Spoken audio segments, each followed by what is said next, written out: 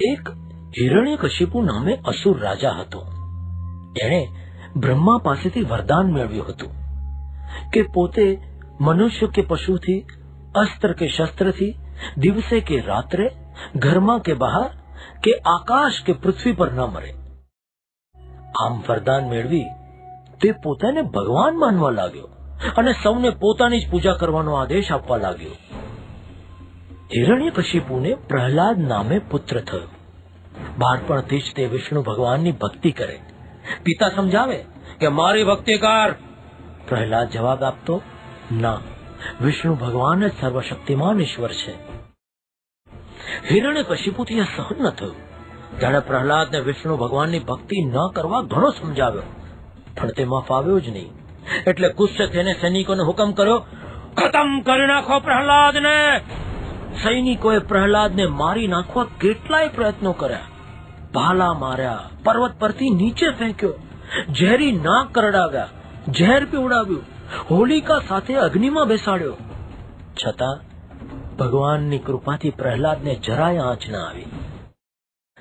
છેવટે એકવાર હિરણ્યકશિપુએ પ્રહલાદને અગ્નિથી લાલ ઘૂમ કરેલા થાંભલાને ભેટવા માટે કહ્યું. પ્રહલાદ તો વિષ્ણુદેવાય નમઃ, વિષ્ણુદેવાય નમઃ એમ ભગવાનનું નામ રટતા રટતા થાંભલાને ભેટવા ગયો. પણ ત્યાં જ અચાનક થાંભલો ફાટ્યો અને તેમાંથી અડધા સિંહ અને અડધા મનુષ્ય જેવું રૂપ ધારણ કરી નૃસિંહ ભગવાન પ્રગટ થયા.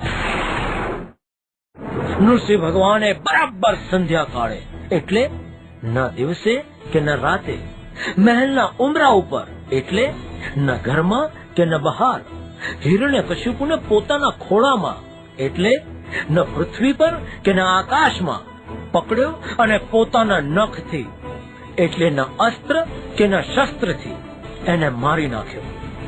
આમ ભગવાને ભક્તની રક્ષા કરવા અસુરનો નાશ કર્યો.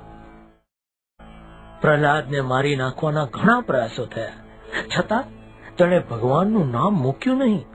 તેથી ભગવાને એની રક્ષા કરી. પછી નૃસિંહ ભગવાને પ્રહલાદને રાજગાદી સોંપી ને ધર્મ અને નીતિથી રાજ કરવા કહ્યું. આમ ભગવાનની ભક્તિથી પ્રહલાદ અમર થઈ ગયો.